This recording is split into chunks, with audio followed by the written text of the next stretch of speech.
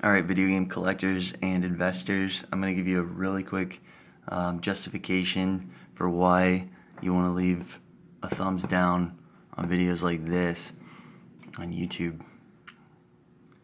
This YouTuber named John Hancock covering some LRG clone companies' products, 2 of them in this video. So it's an endorsement of those products.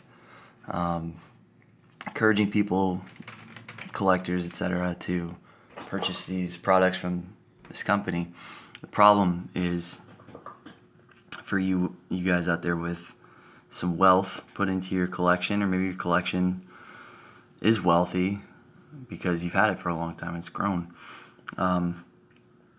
We are in the midst of an 80s-like comic book era right now with video game collecting, where producers of products that cater to collectors of this stuff, being video games, the 80s, my analogy is for comic books,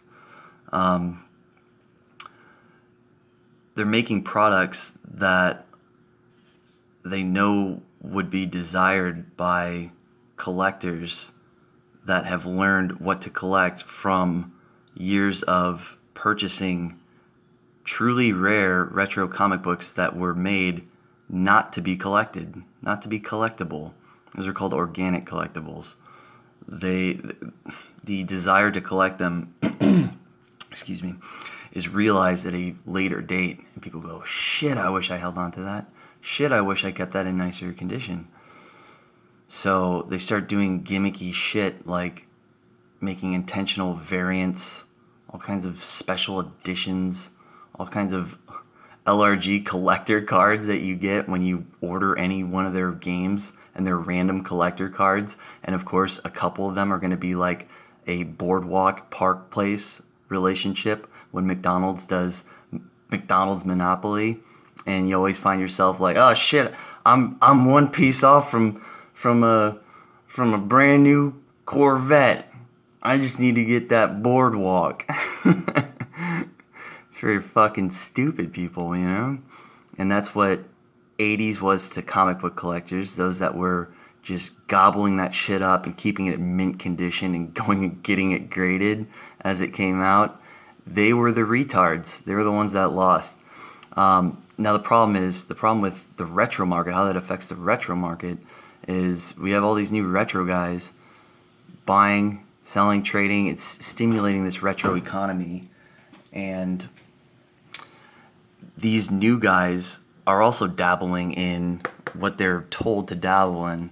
And when they start losing their ass with these investments, and they realize that they were lied to, whatever it may be, this LRG stuff always seems to be abundant on eBay. What the fuck? That wasn't a good place to put my money.